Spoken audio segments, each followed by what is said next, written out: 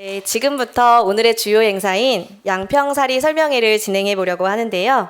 여러분, 오늘 주말 여행 계획하셨나요? 네, 오늘 강의에서 양평 곳곳의 문화재와 설화들도 이야기해 주신다고 합니다. 가족과 함께 여행 계획을 세워보셔도 좋을 것 같습니다. 그럼 양평살이에 대해 강의해 주실 박한철 강사님을 소개해 드리겠습니다. 박한철 강사님은 양평에서 거주하신 양평살이 11년 차로 양평의 문화와 역사, 인물에 대한 강의와 선주민, 호주민으로 느꼈던 행복한 양평살이의 경험을 공유해 주실 예정입니다. 알아두면 쓸데있는 신비한 양평 이야기, 알쓸신양이라는 주제로 강의를 진행하겠습니다. 큰 박수로 강사님을 맞이해 주시기 바랍니다. 네, 안녕하세요. 네, 안녕하세요. 반갑습니다. 방금 소개받은 양평살이 11년차 박한철이라고 합니다. 인사드리겠습니다. 네, 저는 양평에 내려오기 전에 한 30년 가까이 글 쓰고 이 출판 편집하는 일을 했습니다. 뭐 단행본이라든가 뭐 전집이라든가 백과사전, 또 잡지 이런 다양한 책들을 만들었고요.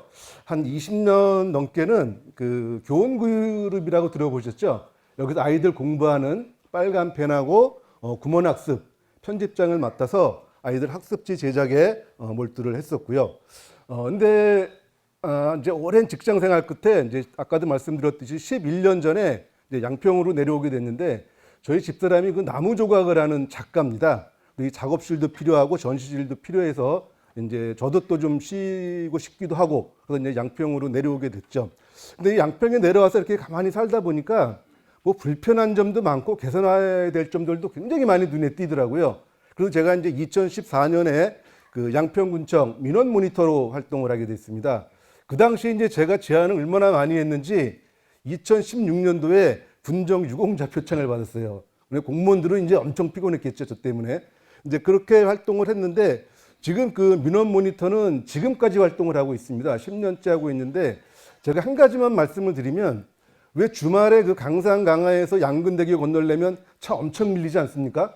그래서 제가 이제 거기 그쪽에다가 그 우회로를 좀 만들어 달라. 근데 우회로를 직접 만들 수는 없기 때문에 그 구대교를 우회하는 그 안내판이라도 좀 설치해 달라라는 제안을 했거든요. 아마 보신 분들 많이 계실 겁니다. 그래서 다리 건너기 전에 그 구대교를 우회하려는 그런 안내판이 지금 설치가 되어 있는데 그게 이제 제가 한 거죠. 이제 그런 거를 보게 되면 굉장히 이제 보람을 느끼고 있습니다. 그리고 이제 양평이 어차피 내려와서 이제 양평에 살다 보니까 양평 사람이 되기 위해서는 양평에 대해서 좀 제대로 알아야 되겠다. 이런 생각이 들어서 양평 역사문화연구회 활동을 하기 시작했습니다. 근데 여기서도 이제 배운 게 도둑질이라고 회원들이 1년 동안 공부한 그 내용을 책으로 저희가 엮어내고 있는데 이렇게 양강문화산책이라는 책입니다. 이 책을 만드는 편집장을 맡고 있습니다. 이 책은 제가 한 50권 정도 오늘 가져왔거든요. 그러니까 꼭 양평의 역사에 대해서 궁금하신 분들은 나가시면서 한 분씩 가져가셔도 좋겠습니다.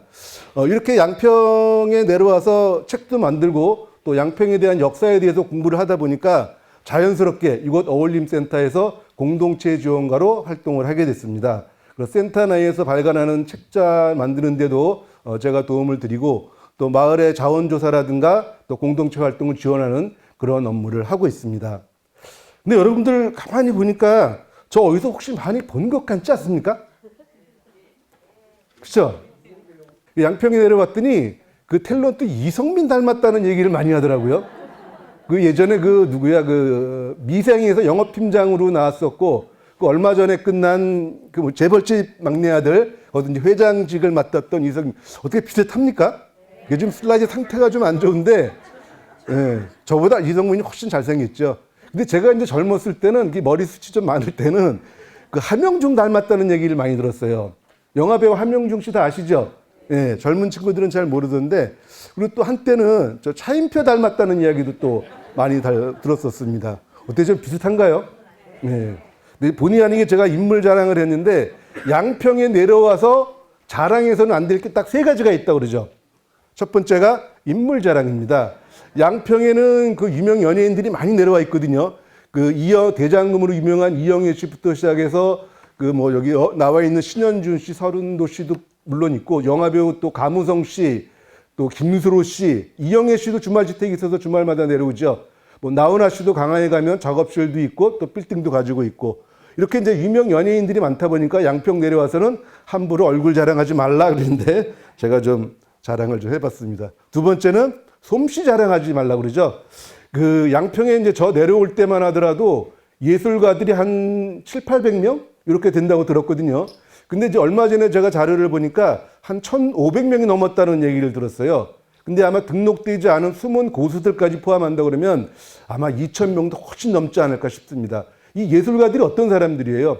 아주 뛰어난 창의력을 가지고 계신 분들이거든요. 그러니까 이분들을 어떻게 활용하느냐에 따라서 양평이 또 달라지지 않을까 하는 생각을 해봤습니다. 이분들이 지금 각자 자기 작업을 하고 있지만 이분들을 콜라보해서 한다 그러면 시너지 효과를 발휘하게 돼갖고 결국은 양평이 예술 도시로도 조성이 될 수 있지 않을까 이런 생각을 해봤습니다. 세 번째는 뭘까요? 돈 자랑하지 말라고 그러죠.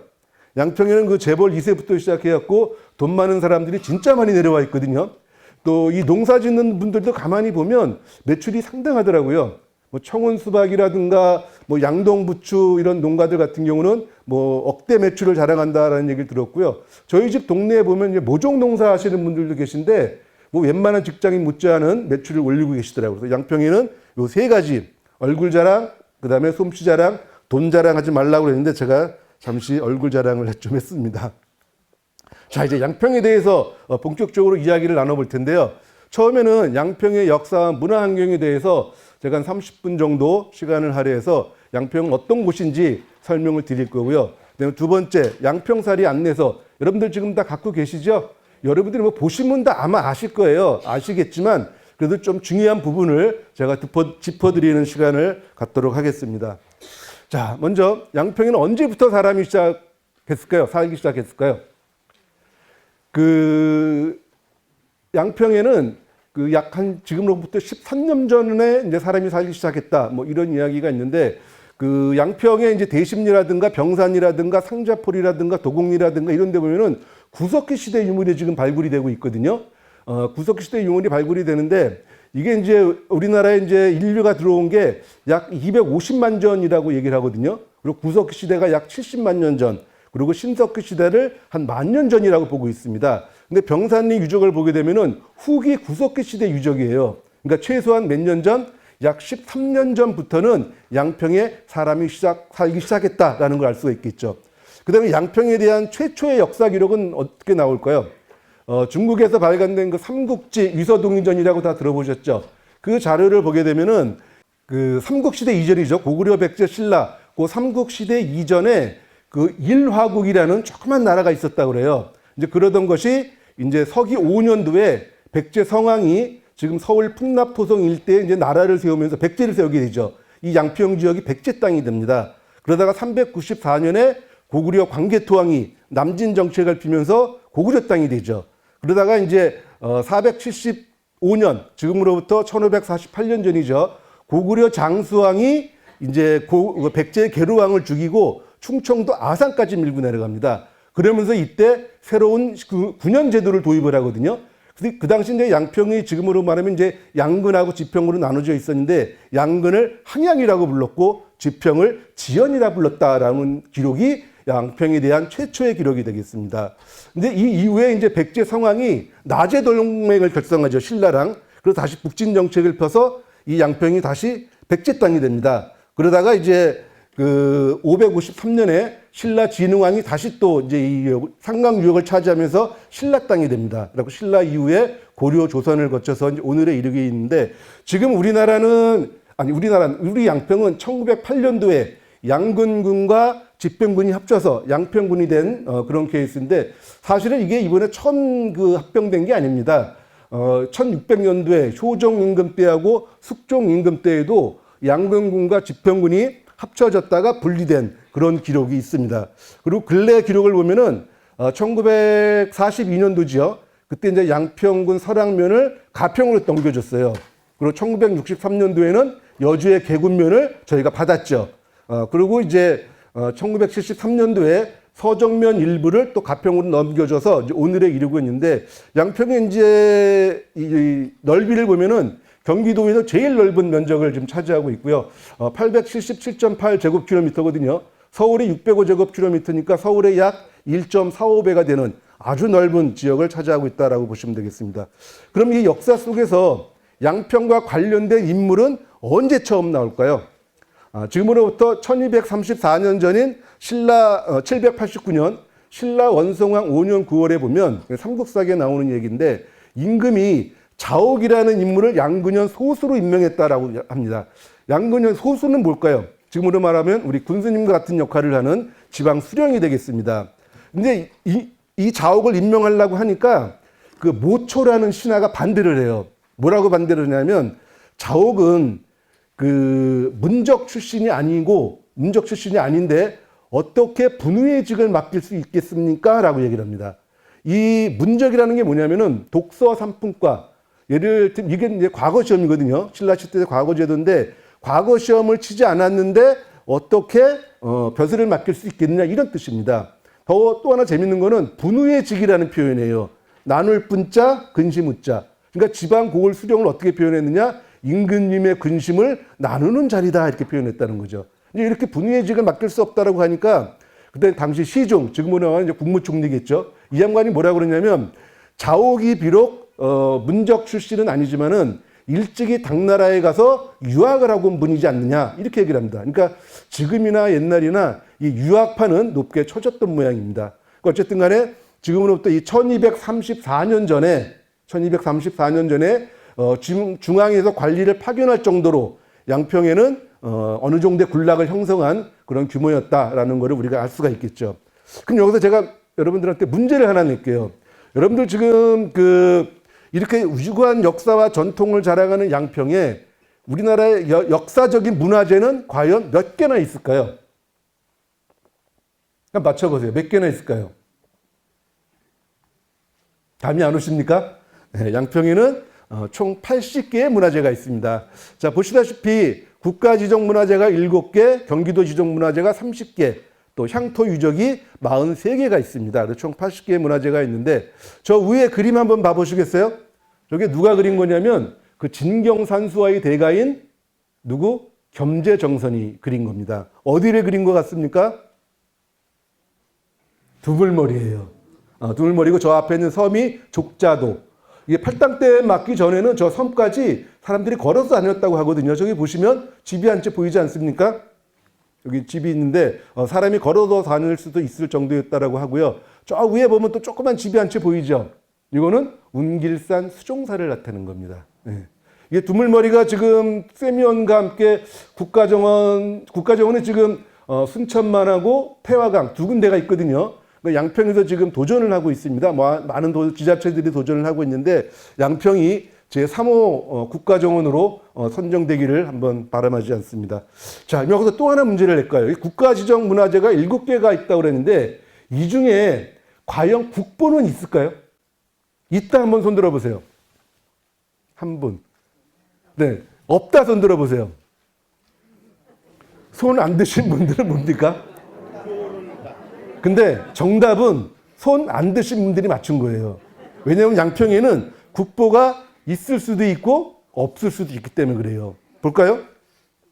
자, 국보 제186호인 금동열의 입상입니다. 1976년에 강상면 신화리에서 농지 정리를 하던 중에 발견이 된 불상인데, 보존 상태가 굉장히 깨끗합니다.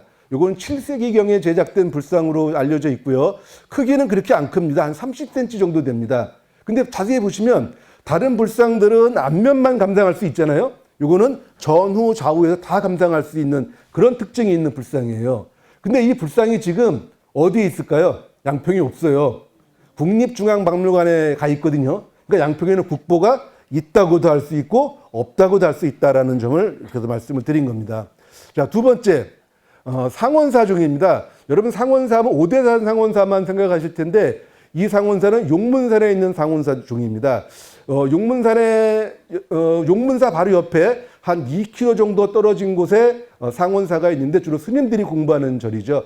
옛날 세조 임금이 이제 방문을 했을 때 하늘에서 배그의 관음 보상이 이렇게 내려와 갖고 세조가 감격한 나머지 상원세에 쌀 200석을 시사하고 그다음에 이제 전국에 있는 죄수들을 다 석방시켜준 그런 기록이 있는 그 절이 바로 양평의 상원사입니다. 근데 이 상원사의 종에 대해서 제가 지금 오늘 여러분들한테 좀 자세히 좀 설명을 드리려고 그래요. 왜냐하면 여러분들의 관심이 필요하기 때문에 그렇습니다. 이 상원사 종은 그 우여곡절을 겪게 되는데요. 이제 1906년도에 일제 강점기죠. 일제가 서울 남산 밑에 동본원사라는 절을 지어요. 왜 절을 지었냐면 일본 불교를 퍼뜨리기 위해서. 절을 지어놨는데 이제 종을 하나 걸어야 되잖아요. 근데 소문에 듣자 하니까 양평의 용문산에 가면 아주 조그만 그 절에 맑고 신비로운 소리를 내는 신라시대 때 만든 종이 있다더라. 이런 소문을 들은 거예요. 근데 이제 1907년도에 양평에 이제 정미의병이 일어나면서 그때 상원사라든가 뭐 용문사, 산하사가 전부 다 불에 탔거든요. 근데 이 종만은 이제 유일하게 남아 있었는데 이 일제가 그 헐값에 이 종을 약탈하다시피 가져가는 거예요. 그런데 이제 그래서 이제 동본원사에 걸렸겠죠. 그러다가 이제 해방이 되고 나서는 어떻게 됐을까? 이 종이 조계사로 옮겨집니다. 조계사로 갔다가 103년 만인 2011년도에 다시 이제 양평 상원사로 이제 돌아오게 되는데 이 종은 가치가 굉장히 높은 종으로 판명이 나 있습니다. 일제가 그래서 1939년도에 조선의 보물로 지정을 하거든요. 근데 이 종은 국보로 지정해도 될 만큼 값어치가 높은 종인데 이걸 국보로 지정하면 어떻게 될까요? 조선을 나라로 인정하는 꼴이 되잖아요. 그렇기 때문에 이제 보물로 지정을 했다가 1945년 해방이 되자마자 우리나라 문화재위원회에 의해서 국보로 지정이 됩니다. 국보제 367호로 지정이 돼요. 그런데 문제가 뭐냐면 1962년도에 문화재위원인 황수영 박사가 이 국보에서 해제를 시킵니다. 왜? 이 종은 가짜다라는 얘기예요. 그러니까 상원사에 걸려있던 본 종은 일본으로 빼돌리고 가짜 종을 대체해놨다라는 거거든요. 그러니까 여러 가지 이제 이유를 대는데 대표적인 거 두 가지만 말씀을 드리면 이 종을 운반했던 인부들이 나중에 이 종을 확인해 봤더니 종 사이즈가 작아졌다는 겁니다. 또 하나는 뭐냐면 용류라는 거거든요. 저 종을 보시면 종을 거는 고리에 용이 두 개가 있죠. 근데 신라시대 때 종은 용류가 하나예요. 그 당시에 이제 일본이라든가 중국의 용류는 두 개였거든요. 그러니까 이거는 일본에서 모조품을 갖다 걸고 진짜는 일본으로 빼달렸다. 이렇게 이제 주장을 했던 거죠. 그러니까 이거를 반대하기 위해서 이제 연구진이 많이 투입이 됐겠죠. 그래서 서울대 남천우 박사라든가 한국과학기술원의 도종만 박사 등이 이제 연구를 했는데 진품이 맞다는 거예요. 재질이 신라시대 때 재질이고 또 동의원서 이렇게 비율을 봤더니 오히려 오대산 상원사종, 오대산 상원사종이 우리나라 최초의 종인데 그 종보다 더 오래된 종이었다는 거죠. 그리고 용류가 두 개인 것은 이게 과도기였기 때문에 두 개 있을 수도 있지 않겠느냐 이렇게 반론을 제기한 겁니다. 근데 받아들여졌을까요? 받아들여지지 않았습니다. 근데 그 이후로 이제 상원사하고 양평군청에서 무지하게 또 노력을 많이 했겠죠. 그래서 재작년 9월에 2021년도 9월에 경기도 문화재까지는 일단 승격이 됐어요. 근데 이게 앞으로 보물로 또 국보로 올라갈 수 있도록 그래서 여러분들의 관심이 필요하다라는 말씀을 제가 드린 겁니다. 자, 그리고 이 종은 또 뭐냐면 1929년도에 우리나라 최초의 제야의 종이에요. 여러분들 새해 1월 1일 날 종 치는 거 다 아시죠? 제야의 종. 그게 우리나라 최초의 제야의 종이 바로 이 종이라는 얘기거든요. 자, 요 얘기를 잠깐 드릴게요. 오늘 뭐 KBS에서 지금 촬영을 하러 나오셨는데 KBS의 전신인 경성방송국이 1927년도에 이제 개국을 하는데 이 개국 기념으로 1928년도에 이 세상에서 가장 아름다운 소리를 들려주겠다. 이렇게 이제 이벤트를 펼쳤습니다. 여러분들은 어떤 소리가 가장 아름다운 소리라고 생각을 하십니까? 군수님은 어떤 소리가 가장 아름다운 소리 같습니까? 물소리도 좋고. 물소리, 네, 네. 뭐 다듬이칠 소리도 좋고, 애기 울음소리도 좋고, 뭐 여러 가지 얘기. 골프 좋아하시는 분들은 홀컵에 공 떨어지는 소리가 뭐 가장 좋다고도 하고, 도박 좋아하시는 분들은 뭐 잭팟 터지는 소리가 좋다고도 하는데 예전에 선조 임금 시대에 제상 5분이서 술을 마시면서 이 세상에서 가장 아름다운 소리가 뭔가를 이렇게 서로 한번 논의를 한 적이 있었습니다. 근데 이제 그 송강 정철 대감이 뭐라고 그랬냐면 이 달빛을 가리고 지나는 구름소리. 여러분들 구름소리를 들을 수 있습니까? 그 이양복 선생이 맨날 그랬대요. 정철대감은 이 세상 사람이 아닌 것 같다, 하늘나라 사람 같다라는 표현을 했는데 정말 그런 게 아닌가 싶어요. 그랬더니 옆에 있던 심의수 대감은 가을에 붉은 단풍을 스치고 지나가는 바람소리, 뭐 바람소리도 아름답게 들릴 수가 있겠죠. 그랬더니 이제 한문 4대가 중에 한 분이 이정구 선생은 뭐라고 그랬냐면 산골 서당에서 도령이 글 읽는 소리, 그것도 이제 아름다운 소리가 되겠죠. 그러니까 서해 유성룡 선생, 영의정 하신 분은 뭐라고 그랬냐면 새벽에 아내가 술 거르는 소리, 술을 굉장히 좋아하셨던 것 같습니다. 근데 이제 그 마지막에 오성 이양복 선생 대감, 오성과 하는 이야기인데 아시죠? 이양복 대감이 뭐라고 그랬냐면 어린이들은 없지 오늘. 혹시 어린이들 있으면 귀를 좀 막아주시기 바랍니다. 깊은 밤 그윽한 골방에서 아름다운 여인의 치마 벗는 소리. 이게 그래서 장원을 했다라고 얘기를 합니다. 어쨌든 이렇게 아름다운 소리들이 있는데 이 경성방송국에서는 뭐를 아름다운 소리라고 생각을 했냐면 꾀꼬리 울음소리를 아름다운 소리라고 생각을 했어요. 그래서 이제 꾀꼬리를 2마리를 잡아다 놓고 이제 1928년도에 이제 새해가 됐을 때 그 꾀꼬리 잡아두는 상자를 열었습니다. 근데 꾀꼬리가 울었을까요? 안 울었을까요? 안 울었어요. 눈만 멀뚱멀뚱 뜨고 있었겠죠. 그러니까 뭐 청취자들이 난리가 났겠죠. 그래서 이제 할 수 없이 1929년도부터는 이 동번원사에 걸려있던 이 상온사 종을 치기 시작한 거예요. 그게 우리나라 제야의 종의 역사입니다. 그러다가 이제 이 제야의 종은 계속 쳤어요. 1952년까지 쳤고, 이제 1953년도에 이제 보신각종으로 대체를 했는데, 이 보신각종도 이게 보물 2호죠. 약간 미세한 금이 가는 바람에 지금 중앙박물관으로 옮기다 놓고, 이제 성덕대왕 신종, 에밀레 종을 모방한 종을 지금 현재 종로이가 보신각에 걸어놓고 이제 제야의 종 타종 행사를 하고 있는 겁니다. 그래서 저는 그런 생각도 해봤어요. 양평에 이렇게 의미 있는 종이 걸려 있으니까 우리도 새해 1월 1일 때 상원세에 올라가서 한번 타종 행사를 하면 어떨까? 이런 생각도 박수가 나오는 걸 보니까 군수님께서 또 한번 고려를 해보셔야 되지 않을까 싶습니다. 자, 양평에는 이렇게 문화재가 있는데 국보는 제가 이렇게 말씀드렸고요. 또 보물은 딱 2점이 있어요. 이게 전부 다 어디 있냐면 용문사에 있습니다. 금동관음 보살 좌상하고요. 1790호죠, 보물. 보물 532호 정지국사 부도와 빕니다. 정지국사는 무학대사랑 같이 이제 공부를 하신 분인데 세상에는 안 알려져 있어요. 그냥 혼자 수도에만 전념하신 분이거든요. 그러니까 용문사 가면 그 천연기념물 30호인 은행나무만 보고 오지 마시고요. 꼭 한번 보고 오시기 바랍니다. 특히 저 정지국사 부도는 꼭 한번 올라가 보시기를 권하고 싶어요. 이게 범정각 쪽으로 해서 한 200m 올라가면 있는데 거기서 바라보는 경치가요. 정말 환상적입니다. 정말 장관이에요. 그리고 이 정지국사의 그 길을 받을 수도 있다고 하니까 한번 꼭 올라가 보시기를 말씀을 드리도록 하겠습니다. 자, 이렇게 그 유구한 역사와 또 훌륭한 문화재를 많이 보유하고 있는 양평의 환경에 대해서 이제 한 걸음 더 들어가 보도록 하겠습니다. 양평 이번에 그 민선 8기 슬로건이 뭐죠? 사랑과 자연이 행복한 양평입니다. 저는 그래서 이 슬로건을 굉장히 잘 지었다라고 생각을 했어요. 왜냐하면 양평의 자원이 큰 게 2가지가 있잖아요. 첫 번째가 뭐죠?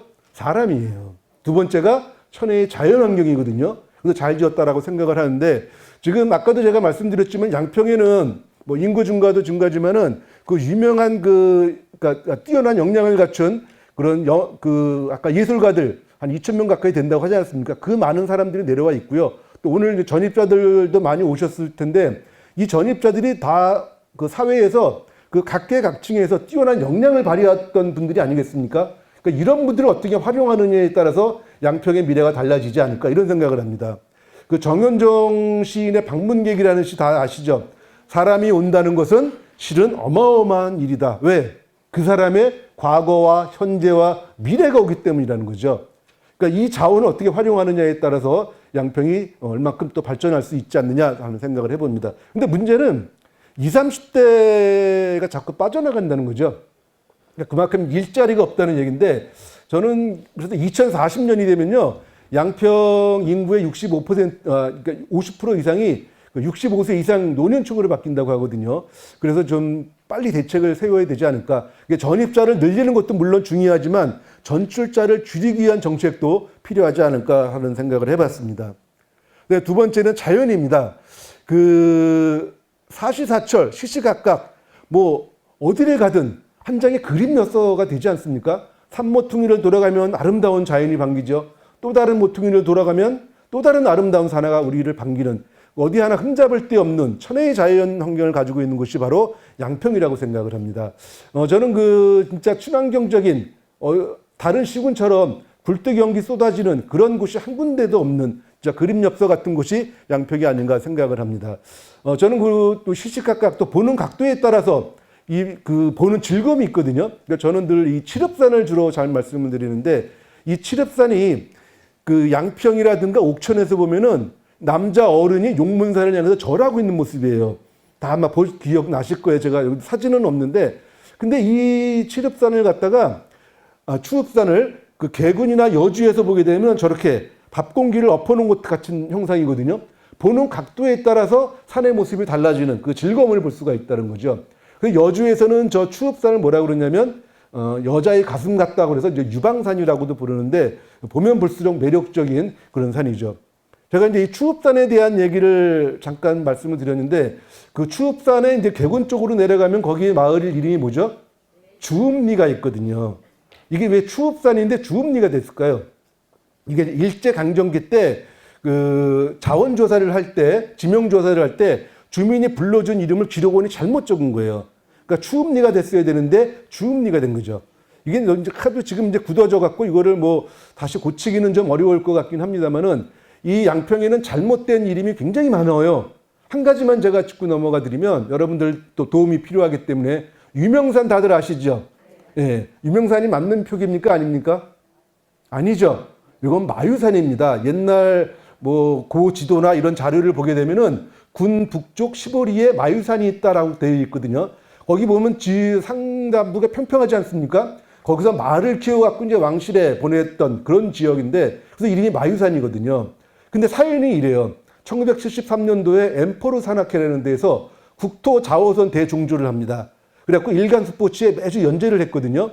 근데 이제 마유산에 딱 올랐는데 산 이름을 모르는 거예요. 그러니까 어떻게 했을까요? 그 산악회 대원 중에 27살 먹은 진유명이라는 여자 대원이 있었는데 그 여자의 이름을 따서 유명산이라고 한 거예요. 세상에 이런 어처구니 없는 일이 어디 있겠습니까? 그러니까 이 양반들이 신문에 여러 군데 게재를 하다 보니까 자연스럽게 유명산이라고 이름이 고착이 된 거거든요. 이걸 빨리 바로잡아야 됩니다. 근데 지금 이제 37번 국도는 뭐라고 돼 있어요?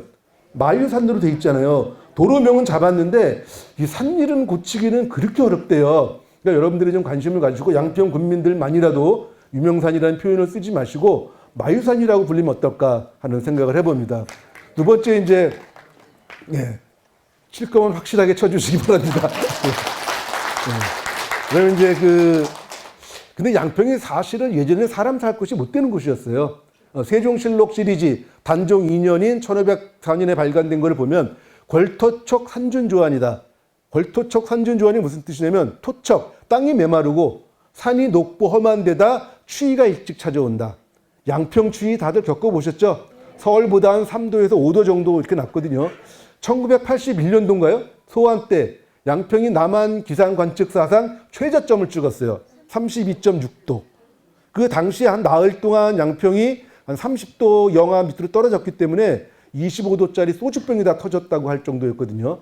그렇게 이제 추운 곳 사람이 못 살 곳. 옛날에 또 여기가 유배지였어요. 여러분 계곡면에 가면 앙덕리 있죠? 거기가 왜 앙덕리인지 아세요? 오리 이온익 대감 아시죠? 예, 이분이 이제 유배를 당하셨던 곳인데 거기서 이제 주민들한테 덕을 많이 베푸셨거든요. 그래서 그분의 덕을 칭송하기 위해서 앙덕.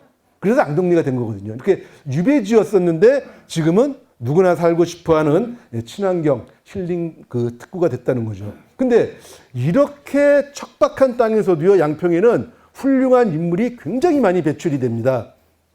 양평에는 훌륭한 인물이 많이 배출이 되는데 오늘은 양평을 대표하는 네 분에 대해서만 설명을 드릴게요. 이 네 분 외에도 민족 대표 33인 중에 한 분인 그 박동환 목사님도 여기 양평 출신이죠. 그다음에 그 이중하 선생, 간도 지킴이 이중하 선생도 또 양평 출신이고 또 여기 양근성지랑 관련이 있는 그 권철신 선생. 권철신 선생은 누구예요? 정조대왕의 스승이기도 했잖아요. 지금 양평 읍사무소 자리에서 태어나셨는데 거기 보면 그래서 태어난 기념비가 아주 세워져 있지 않습니까? 이제 그런 유명한 분들도 많은데 그분들보다 더 업적이 뛰어난 이 네 분을 설명을 드릴게요. 첫 번째가 태고보국사입니다. 고려 말인 1301년에 옥천면 대원리에서 태어나셨는데 대원리가 어디예요? 지금의 옥천리죠. 네, 옥천리에 태어나셨는데 13살 때 출가를 하십니다. 그래갖고 이제 명성을 떨치신 분이죠. 우리나라 태고종과 임재종의 시조시기도 하시고요. 또 지금 임재종을 계승한 게 조계종이거든요. 조계종의 중흥조라고 알려져 있는데 사실은 시조라고 해도 될 만큼 훌륭한 업적을 남기신 분이죠. 중국 원나라에 가서 황제 앞에서 강론을 펼치기도 했고요. 당시 이제 여러 종파로 나눠져 있던 불교를 하나로 합치기 위해서 원융 사상을 강조하셨던 그런 분이기도 합니다. 지금 한국 불교는 대부분이 이 태고보호 국사의 법통을 계승한 불교라고 보셔도 되고요. 이제 가평 소설남에서 입적을 하시거든요. 근데 그 당시에는 아까도 말씀드렸듯이 가평은 누구 땅이었다고요? 양평 땅이었어요. 그러니까 양평에서 태어나서 양평에서 입적하신 분이죠. 그래서 이제 용천리 산하사에 이분의 부도하고 비가 있어요. 근데 재밌는 얘기 하나 해드릴게요. 이분의 비문을 누가 지었는지 아세요? 삼봉 정도전. 정도전이 누구예요? 태조 이성계를 도와서 조선을 건국하신 분이잖아요. 근데 이제 이분은 불교 말살 정책을 핀 분이에요. 물론 이제 이 국가가 바뀌다 보니까 이제 숭의역불 정책, 그래서 유교를 숭상하고 불교를 이제 폄하하는 그런 정책을 썼는데 또 이분은 불씨잡변이라는 책도 쓰신 분이잖아요. 부처님을 뭐라고 표현했어요? 불씨. 김씨, 이씨, 박씨 할 때 그것처럼 불씨라고 표현을 했고 부처님의 말씀을 무슨 소리? 잡스러운 소리다 해서 잡변이라고 이렇게 하셨던 분인데 이분의 비문을 썼다는 거 아이러니하지 않습니까? 그럼 그만큼 이분의 법력이 높았다라는 거죠. 그리고 전 국민이 추앙하는 국사다 보니까 존경하는 마음에서 우러나서 이분의 비문을 쓴 게 아닌가 이런 생각을 해봅니다. 자, 두 번째가 이제 택당이식 선생입니다.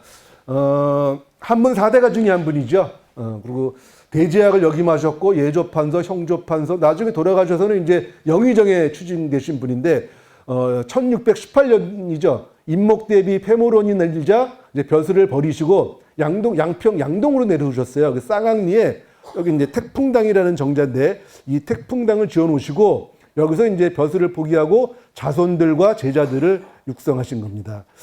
이 집안에서 그러니까 본인을 포함해서요. 정승, 영의정, 좌의정, 영의정, 우의정, 좌의정이 3명, 대제학이 2명, 그 다음에 이제 판서가 무려 10명, 거기다가 이제 문과, 이과, 급제자, 벼슬하신 분이 무려 40명, 그리고 벼슬은 못했지만 세원 진사까지 가신 분들이 무려 69명. 어마어마한 명문가를 이룬 거죠. 양평이 자랑할 만한 명문가를 이뤘는데 이분의 교육 이념이 뭐냐면 바로 의였다는 거예요. 의. 근데 이 의 사상이 어디로 연결이 되느냐? 바로 화서 이양로 선생한테 이어집니다. 화서 이양로 선생은 서정면 농문리 출신의 이제 한말성리학자인데 위정척사론을 펼치신 분이죠. 위정척사가 뭐예요? 조선의 전통을 계승하고 서양의 나쁜 문물을 배척하자라는 운동인데 이것이 이제 나중에는 어디로 연결이 되냐면은 항일 의병운동으로 이렇게 연결이 됩니다. 화서 선생은 3살 때 천자문을 뗐을 정도로 신등이었다고 그러죠. 16살 때 한양에 올라가서 이제 초시에 합격을 해요. 근데 과거에 부정이 있는 것을 보시고는 벼슬을 단념합니다. 그리고 고향에 내려와서 서정면 거기 문호리에서 노문리에서 혼자 공부하십니다. 그래서 그러니까 스승 없이 혼자 공부한 걸 뭐라고 그래요? 불류사승이라고 얘기를 하거든요. 혼자 공부해서 경지에 이르신 분인데 결국은 이제 이 사람의 의 사상은 어떻게 연결이 되느냐면 물론 스승 없이 혼자 공부했지만 이 나중에 아까 말씀드렸던 택당 이식 선생의 자손들이 있을 거 아닙니까? 그 자손들하고는 교류를 했어요. 그러니까 이 교류를 하는 과정에서 택당 선생의 의 사상이 바로 전달이 되지 않았겠느냐는 거죠. 그래서 우리가 동발서달이라는 표현을 씁니다. 동쪽 양동면 쌍앙리에서 일어나서 서쪽 서정면 노문리로 이어졌다는 거죠. 그 과정에서 양평 사람들 마음속에 뭐가 자리 잡았다? 의 사상이 뿌리 깊게 자리 잡았다는 거죠. 그래서 저는 양평의 정체성을 한마디로 얘기하라 그러면 바로 의라고 말씀을 드릴 수가 있을 것 같아요. 그래서 또 우리 양평을 뭐라고 그래요? 의향이라고 부르는 이유가 바로 여기서 비롯이 됐다는 거죠. 1895년도죠. 을미의병이 일어납니다. 누구요? 우리나라의 양평에 이춘영, 또 안승우, 김백선 이 3분이 이제 의병을 일으키게 되는데 김백선 장군님은 포수 출신이죠. 그리고 안승호, 이춘영은 이제 선배 출신인데 이분들이 바로 화사학파의 문인이었다는 거죠. 그리고 여기 의병대장 유인석 역시 화사 선생의 제자였고요. 최익현 선생이 누구예요? 단발령이 시행이 됐을 때 내 머리를 자를지언정 머리카락은 자를 수 없다라고 이제 반대했던 분 최익현 선생도 이분의 저자였고요. 또 1866년 병인 양요가 일어났을 때 강화도 정족산성에서 프랑스군을 물리친 양원수 장군도 이분의 제자였습니다. 또 김구 선생이라든가 안중근 의사도 화서 연원록을 보면 화사학파 문인으로 등록이 돼 있거든요. 그만큼 폭넓게 제자들을 많이 양성하신 분이 화서 이양로 선생이다라고 보시면 되겠습니다. 근데 제가 요 양원수 장군에 대해서 좀 한 말씀만 짚고 넘어가 드릴게요. 오늘 군수님도 오시고 가셨으니까 왜 이 말씀을 드리냐면요. 양원수 장군은 용문당 광탄리 출신이에요. 근데 이분이 이제 업적이 굉장히 뛰어나거든요. 제주 목사로 있을 때 선정을 베풀어서 칭송도 받았고 또 병인 양호의 영웅이기도 하고 나중에는 이제 예조 판서, 형조 판서까지 이제 판서벼슬까지 이제 하시게 되는데 이분의 업적을 기릴 만한 게 양평에는 하나도 없어요. 문제를 제가 말씀을 드리는 건데 지금 이제 이분의 묘는 문화재로 지정이 돼 있긴 해요. 어디 있느냐면 그 단월면 백동저수지 뒤에 가면 그 산속에 있는데 안내판도 하나 없고요. 찾아가려면 굉장히 힘이 듭니다. 저도 한번 올라가 보다가 뭐 중간에 포기할까도 생각했을 정도로 그렇게 이제 떨어져 있는 곳에 자리를 찾아왔습니다. 유택이. 근데 여러분 강화도를 가면요. 여러분 초등학교에 가면은 누구 동상이 세워져 있죠, 보통? 이순신 장군 동상이 세워져 있죠. 강화도에 가면요. 양원수 장군 동상이 세워져 있거든요. 그 정도로 이렇게 강화도 주민들한테는 칭송을 받고 있는데 정작 양평에서는 아무런 그 기념할 만한 것이 없다는 것은 좀 우리가 생각해야 될 부분이 아닌가라는 의미에서 이 말씀을 드렸습니다. 자, 그 다음에 이제 양평의 마지막 인물입니다. 4대 인물 중에 한 분인 몽양여운형 선생입니다. 이분은 이제 양서면 신원예 출신이죠. 독립운동가죠. 3.1운동을 기획한 분으로 알려져 있고요. 또 좌우 합작을 위해서 또 노력을 하셨던 분이죠. 그리고 언론인으로도 유명하죠. 조선중앙일보 사장으로 계시면서 그 송기정 선수 다 아시죠? 예, 이분을 고등학교 시절에 송기정을 발탁한 분이 바로 이분이에요. 그리고 이제 올림픽에 나가서 메달을 따고 왔을 때 일장기 말소 사건. 그래서 이제 그것도 이분이 주도하신 겁니다. 그래서 이제 조선중앙일보가 이제 폐간되는 위기에 이제 처하게 되는데 어쨌든 언론인으로서도 훌륭한 역할을 하셨고 또 체육인, 뭐 축구면 축구, 야구면 야구 못하는 게 없었습니다. 우리나라 1세대 야구 선수기도 하죠. 또 YMCA 야구단을 이끌고 해외 원정 경기를 가서 경기를 하기도 하셨던 분입니다. 또 우리나라 축구협회 회장도 역임하셨고 대한체육회 초대 회장이 바로 몽양 선생입니다. 이렇게 이제 훌륭한 일을 하셨는데 1947년도에 안타깝게도 그 서울 해화동 로타리에서 이제 권총 피격으로 이제 돌아가셨죠. 근데 이 당시에 이제 입고 계셨던 옷, 혈의라고 하죠. 혈의가 지금 신원리 몽양기념관에 가면 그대로 보관이 되어 있습니다. 이거는 국가 등록 문화재로 지정이 돼서 또 관리가 되고 있고요. 자, 이렇게 네 분을 말씀을 드렸는데 좀 안타까운 점이 또 하나가 있습니다. 뭐냐면 이 네 분 중에서 지금 말씀드린 몽양 선생하고 화서 선생은 생가도 잘 복원이 되어 있고 기념관도 아주 번듯하게 지어져 있어서 관람객들이 많이 찾고 있거든요. 그리고 도로명까지, 그래서 화서로라든가 몽양길 이렇게 도로명까지 있는데 안타깝게도 태고보하고 택당 이식 선생은 기념할 만한 게 아무것도 없어요. 근데 오늘 군수님도 오셨는데 혹시라도 이 길 도로명이라도 좀 만들어 드리면 이분들의 업적을 기릴 수 있지 않을까. 이를테면 뭐 택당길, 뭐 보우로 이렇게 도로명이라도 좀 바꾸면 이분들의 업적을 또 우리 양평 군민들이 한번 되새길 수 있지 않을까 하는 의미에서 말씀을 드렸습니다. 자, 그리고 양평에는 재미있는 설화가 굉장히 많아요. 여러분들 그 해님과 달림 얘기 다 아세요? 네, 그건 용문 연수리에서 나온 얘기거든요.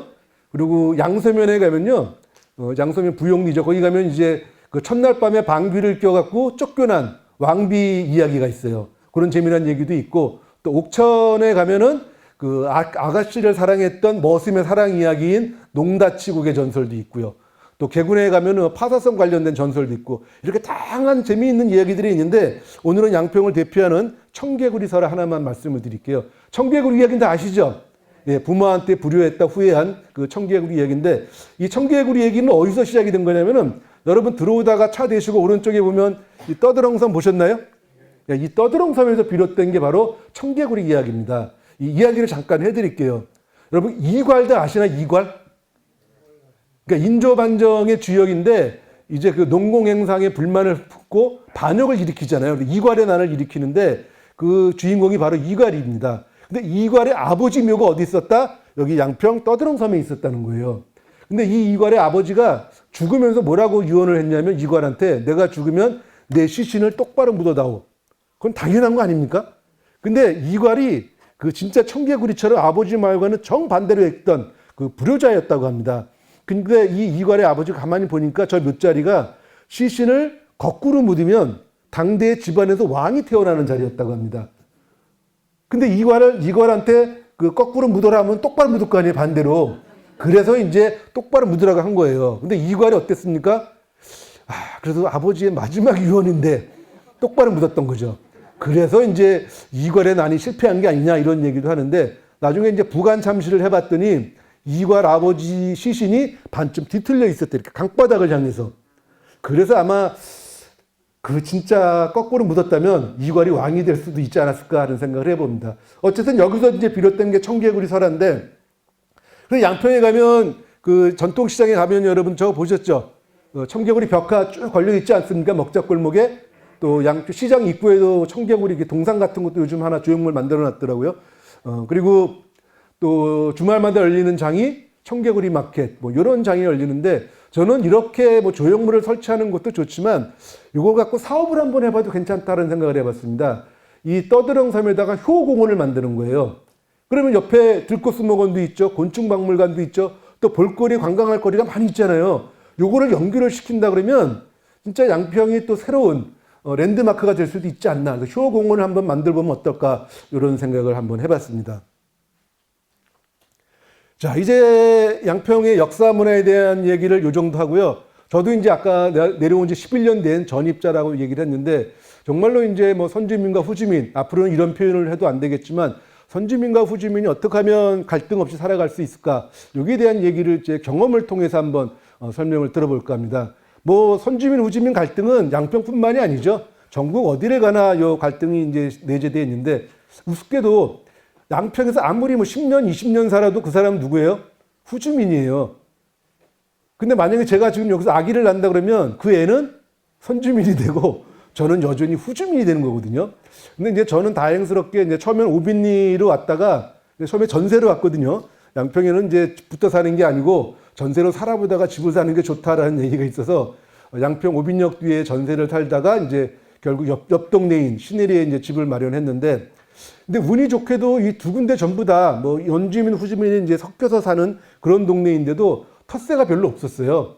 그래서 이제 저도 아주 편안하게 정착을 할 수 있었는데 저는 양평에 내려서 제일 먼저 한 게 무조건 인사하기부터 시작을 했습니다. 아는 사람이건 모르는 사람이건 뭐 점심 드셨어요? 뭐 감자는 심으셨어요? 이렇게 얘기를 했더니 처음에는 굉장히 시큰둥하게 쳐다보시더라고요. 근데 이제 뭐 계속 인사를 하다 보니까 지성이면 감천이라고 호응을 보이기 시작하더라고요. 근데 이게 옆집 어르신께서는 제가 마음에 들었는지 한 텃밭을 한 20평 정도 내주면서 농사를 지어봐라. 뭐 남자들 로망 아닙니까? 저도 상추도 심고 뭐 고추도 심고 여러 가지도 심었는데 처음에는 어떻게 되는지 방법을 모르잖아요. 또 지나가는 주민들 붙들고 무조건 물어봤어요. 이건 어떡합니까? 저건 어떡합니까? 오죽하면 답답하면 그 양반들이 대신 뭐 두둑도 만들어주고 비닐 멀칭도 씌워주시고 하시더라고요. 이렇게 하다 보니까 소통이 되더라고요. 그래서 소통하기, 인사하기와 질문하기를 통해서 저는 선주민들하고 소통하는 법을 배웠습니다. 두 번째, 함께하기는 저희 집 주위에 이제 상추 농사 짓는 분이 계신데 이건 이제 가락시장으로 매일 같이 납품을 하더라고요. 근데 이게 이제 중간 도매상이 마을을 돌면서 이렇게 수거를 해가죠. 근데 이제 그 상추값이 좋을 때는요, 이 4kg 한 상자에 한 2, 3만 원 한대요. 근데 값이 안 좋을 때는 2, 3천 원도 못 받는다는 거예요. 그러니까 상추밭 갈아엎는다는 소리가 나오겠죠. 근데 상추밭은 갈아엎을 수 있어요, 없어요? 이건 한 번 수확하는 게 아니잖아요. 다른 작물처럼 계속 두고두고 수확해야 되는 거니까 아주 난감해 하더라고요. 그래서 제가 이제 할 수 없이 그 서울 사는 지인들한테 문자를 보냈습니다. 묻지도 말고 따지지도 말고 무조건 나한테 제가 찍어준 계좌번호로 10,000원씩 보내라. 그랬더니 한 10대 명이 동참을 했더라고요. 그러니까 이분이 이제 상추를 보내줬겠죠. 하얀 진액이 떨어지는 그 신선한 상추를 서울 사람들 맛보기 쉽지 않지 않습니까? 그러니까 이제 서울 사람들이 반한 거예요, 이 상추 맛에. 그래갖고 이제 상추 가격에 상관없이 그 가격이 높건 낮건 신선한 맛에 저희 그 주민하고 직거래를 하게 된 거죠. 나중에 상추뿐만이 아니라 다른 작물들까지 이렇게 그 거래를 하게 해서 이제 서로 도움을 주고받는 이제 그런 사이가 됐죠. 그러니까 모든 게 다 마음먹기에 달린 게 아닌가 싶습니다. 양평에는 이게 조용하게 이제 노후를 보내기 위해서 내려오신 분들도 많이 계실 겁니다. 이런 분들은 이제 간섭받기를 싫어하시죠. 예, 그리고 이제 혼자 조용히 살라고 하기 때문에 마을 행사에도 참여를 안 하시는 분들이 대부분이거든요. 근데 의외로 마을 행사에 적극적인 분들도 굉장히 많이 계십니다. 이를테면 국어 선생님을 하시다가 퇴직하신 분인데 마을에 내려오셔갖고 그 어르신들을 대상으로 시쓰기를 지도하셔갖고 연말에 시화전을 열기도 하고요. 또 그림 그리시는 분은 이제 주민들에게 그림 그리기 지도를 하시는 분도 계시고 또 뭐 장구나 뭐 사물놀이 뭐 이런 연극 공연 같은 것도 이제 지도하시는 분들도 많이 계십니다. 그러니까 정답은 뭐라고 말씀드릴 수는 없어요. 하지만 이게 여러분들이 양평에 내려온 이상 이 양평의 그 아름다운 자연환경 그리고 오랜 역사와 전통 또 면면이 흐르고 있는 의사상 요것만큼은 좀 깊이 명심을 해 주시기를 당부를 드리면서 마지막으로 양평의 형승에 대해서 말씀을 드리겠습니다. 양평의 형승은 그 제가 존경하는 그 양동에 계시는 그 이복조 선생님이 지으신 청산 녹수에서 제가 발췌를 해봤거든요. 이복조 선생님들 다 아시나요 혹시? 네, 뭐 워낙 유명한 신분이라 양동 출신이시죠. 40년 넘게 농협에 봉직하셨고 조합장도 하셨고 뭐 자치위원장도 하셨던 분이죠. 그리고 양평 의병 관련해서 또 지금 큰 일을 하고 계시는 분입니다. 책도 많이 쓰셨죠. 청산녹수라든가 뭐 의병 자료집이라든가 또 이복제 양평 누비기 뭐 이런 책도 많이 내셨고 또 저희 역사문화연구회 자문위원으로도 지금 활동을 하고 계시고 또 국사편찬위원으로도 활약을 하고 계신 분입니다. 자 볼까요? 국토중앙이다. 예, 지도를 이렇게 딱 놓고 보면요. 양평이 어디 있습니까? 정중앙에 자리를 하고 있습니다. 그 다음에 사통팔달, 교통의 중심지라는 거죠. 6번 국도, 또 수도권 전철, KTX, 그 다음에 중부내륙고속도로. 근데 이제 문제는 주말이죠. 주말이 되면 이제 6번 국도가 많이 막히는데 올해 안에 저 중부내륙고속도로가 남양주 화덕까지 개통이 되거든요. 그러면 좀 숨통이 트일 테고요. 또 양평하고 서울 양평 간 고속도로 이제 곧 착공 예정인데 이게 개통이 된다 그러면 서울이 한 20-30분 안에 생활권도 들기 때문에 이 교통의 중심지로서 또 큰 역할을 할 수 있다고 생각을 하고요. 용문산군. 이 군이라는 표현을 쓴 건 무리군자를 쓰는 건데 용문산은 여러분 봉우리가 하나가 아닌 건 아시죠? 몇 개의 산이 모여서 용문산이 된 겁니까? 19개. 가장 높은 봉우리가 뭐예요? 가석봉 1157m. 그 옆에 이제 장군봉, 함항봉, 백운봉, 뭐 마유산, 어비산, 뭐 물레봉 뭐 이런 것들이 이제 다 합해서 용문산 군으로 표현이 되는 거고요. 네, 남북 한강, 남한강과 북한강이 이뤄서 한강을 흐르는 물의 고장이라는 얘기고요. 그다음에 산자수명, 뭐 양평의 경치는 뭐 두말 안 해도 아시겠죠. 그다음에 환경농업, 친환경 농협특구, 그다음에 승승장구, 두고두고 발전할 살기 좋은 미래의 땅이라는 거죠. 자, 여기까지 말씀을 드리고 이제 가이드북에 대해서 제가 요점만 좀 설명을 드리도록 하겠습니다. 이 가이드북은 이제 양평에 아까 뭐 군수님이나 의원님들 말씀을 하셨는데 양평에 전입해 오신 분들이 좀 쉽고 좀 편리하게 정착할 수 있도록 만든 가이드북이라고 보시면 되겠습니다. 그래서 생활에 유익한 정보를 이제 주제별로 수록을 했는데 요거는 총 6개 챕터로 나눠서 수록을 했습니다. 여기서 중요한 내용만 뭐 책 보시면 아시겠지만 설명을 좀 드리도록 하겠습니다. 첫 번째 분정 현황입니다. 행정구역이 1읍 11면 278개 행정리가 있고요.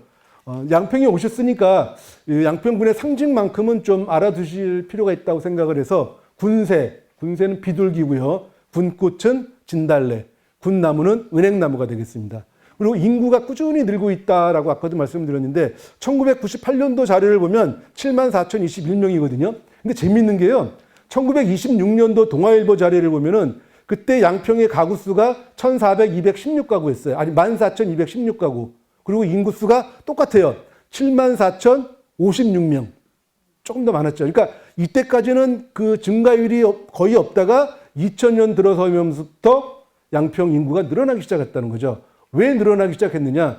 양평이 살기 좋은 곳이라는 건 뭐 당연한 이유겠죠. 여러분들 그 은퇴 후에 가장 살고 싶은 곳 1위가 어딘지 아세요? 제주도예요. 양평 아닙니다. 2위가 속초, 3위가 양평인데요. 이 제주도하고 속초는 좀 접근성이 떨어지잖아요. 수도권에서. 그래서 실질적인 1위는 그래서 양평이 아닌가라는 생각을 해봅니다. 그래서 양평 인구가 이게 쭉 증가를 하고 있다는 거 말씀을 드리고요. 두 번째 이제 지도를 한번 볼게요. 지도를 가만히 보시면 뭐 같이 생겼나요? 저 지도가 사자가 포효하는 모습을 형상했다라고 얘기를 합니다. 이렇게 12개 읍면으로 구성이 되어 있고요. 또 7개 시군이 양평을 에워싸고 있죠. 서쪽으로는 남양주, 그다음에 북쪽으로는 가평, 홍천, 그리고 동쪽으로는 어디입니까? 횡성, 그다음에 원주, 남쪽으로는 광주와 여주가 이렇게 에워싸고 있는 우리나라 국토의 정중앙에 양평이 놓여 있다 이렇게 보시면 되겠습니다. 도내에서 가장 넓다고 그랬죠? 아까 877.8제곱킬로미터로 가장 넓은 지역을 차지하고 있다는 거고요. 그 다음에 이제 두 번째, 공공시설에 대해서 말씀드릴게요. 보건소입니다.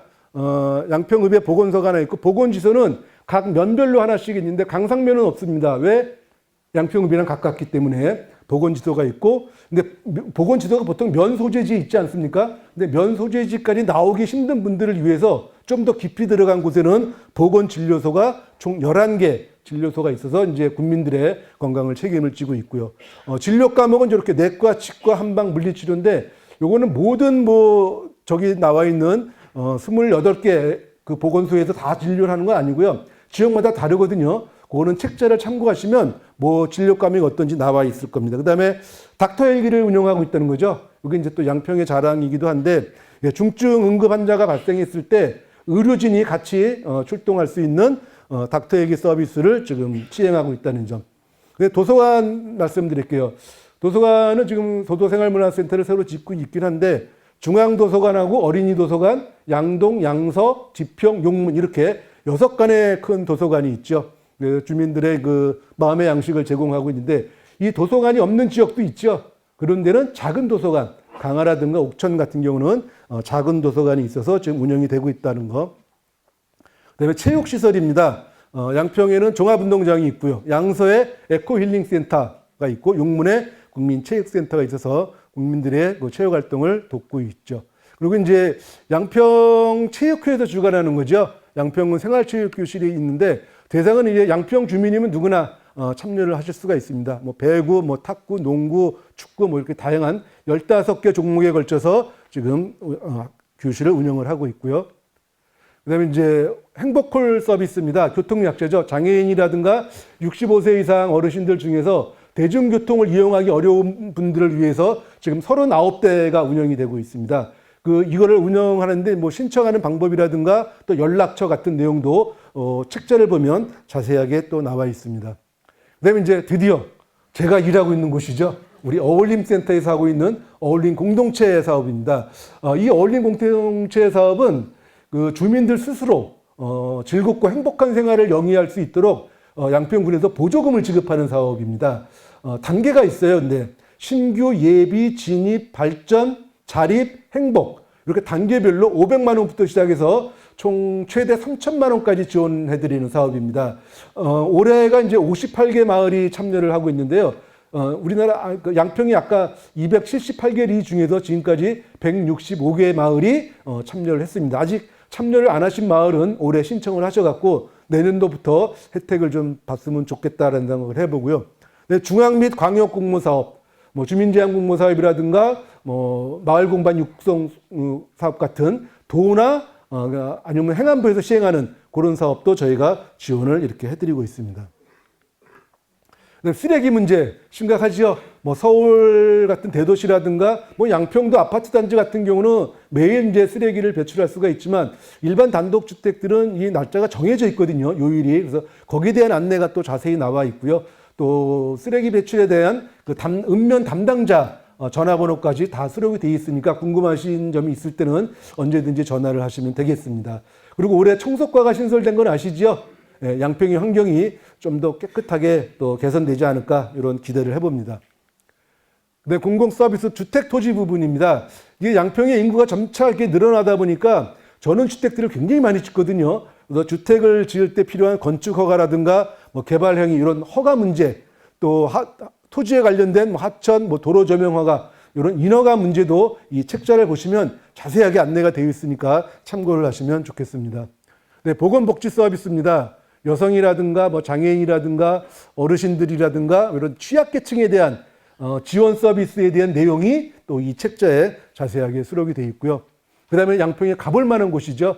아까도 말씀드렸듯이 이제 두물머리 세미원 국가정원 제3호를 위해서 양평군에도 추진을 하고 있는 곳 말고도 또 용문산, 그 다음에 뭐 예전에 그 건축학개론으로 유명한 또 아이유가 앨범을 만들었던 어디죠? 구둔역도 있고 또 BTS가 다녀간 곳도 있죠. 서울이수 뭐 이런, 그러니까 양평에 가볼 만한 곳들을 죄다 모아놓은 그런 정보를 제공하고 있고요. 네, 카페, 뭐 갤러리, 이 카페도 왜 용천리에 가면 더 그림이라고 있죠. 그 드라마 촬영 웨딩 장소로도 유명한 더 그림도 있고, 또 얼마 전에 그 영화 배우 남상미 씨가 개업한 구벼울, 네, 구벼울도 요즘 많이 가시더라고요. 이런 카페뿐만이 아니라 뭐 곤충박물관, 아까 말씀드렸던 화사박물관, 기념관, 이런 박물관, 기념관도 자세하게 소개가 되어 있으니까 참고하시면 좋을 것 같고요. 그다음에 전통시장이죠. 양평에는 전통시장이 이제 5일장이 곳곳에 있죠. 양평읍에 있는 5일장이 있고요. 38장이죠. 용문의 천년시장이라서 50장, 5일, 10일장이 쓰고요. 양수리에는 1일, 6일, 16장이 쓰고, 그 다음에 양동 쌍항리에는 4구장, 4일, 9일마다 이제 5일장이 씁니다. 그 밖에도 뭐 지평장이라든가 청운장이 있는데 거기는 규모가 좀 작은 케이스고요. 그러고 보니까 오늘이 장날이네요. 네, 오늘 설명이 끝나고 그냥 가지 마시고 양평장에 들르셔서 맛있는 것도 좀 사시고 장 구경도 하시고 필요한 물건이 있으면 구입을 하면 좋지 않을까 생각을 합니다. 그 다음에 이제 양평 투어에 대한 그 안내도 저희가 드리고 있습니다. 양평은 이제 크게 동부권, 서부권, 중부권 이렇게 나누는데 그 권역별로 어디를 여행을 하면 좋을지 그 코스를 저희가 추천을 해드렸고요. 그 코스 간 이동거리까지 적어놨기 때문에 여행 계획을 수립하는데 큰 도움이 되지 않을까 이렇게 생각을 합니다. 그다음에 이제 마지막 부록으로 양평군청 담당자들 전화번호하고 청사 안내가 들어가 있고요. 또 관내 그 병원 의원들 여기에 대한 안내도 또 자세하게 나와 있고요. 또 입맛 까다로우신 분들 많죠. 그래서 맛집 소개까지 여기에 다 들어있거든요. 그러니까 이 책자를 통해서 여러분들이 이제 양평에 내려오셨으니까 양평에서 제대로 된 아름다운 삶을 추구할 수 있도록 저희가 심혈을 기울여서 만든 책자이니까 이 책자를 바탕으로 해서 언제든지 그 양평에 관련된 내용들, 모르는 내용들, 또 궁금한 내용도 또 건의하실 내용이 있으면 그 책에 나와 있는 연락처로 전화를 주시면 되겠습니다.